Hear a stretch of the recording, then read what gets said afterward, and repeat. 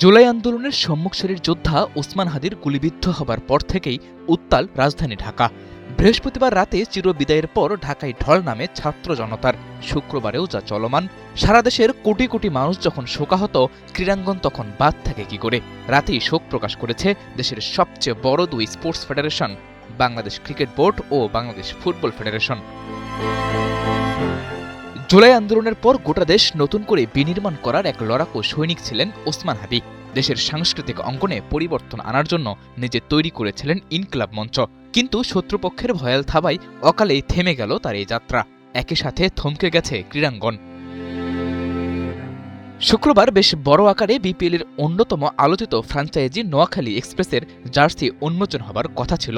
এ সময়ের জনপ্রিয় অভিনেতা পলাশ থেকে শুরু করে সাংস্কৃতিক অঙ্গনের অনেক তারকাই হয়তো উপস্থিত থাকতেন, কিন্তু হাদির মৃত্যুতে শোক জানিয়ে স্থগিত করা হয়েছে সেই প্রোগ্রাম।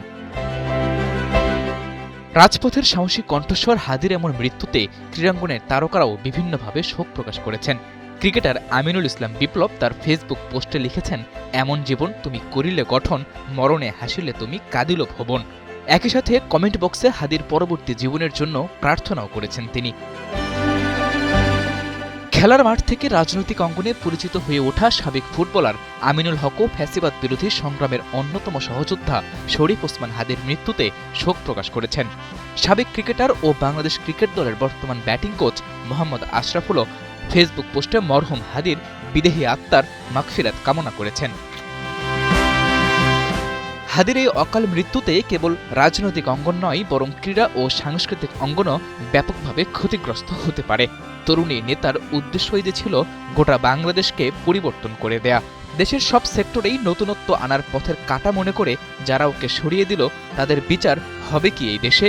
সে যাই হোক, হাদি না থেকেও এদেশের মানুষের হৃদয়ে থেকে যাবে চিরকাল। সাদাতুর রাফি, ৭১।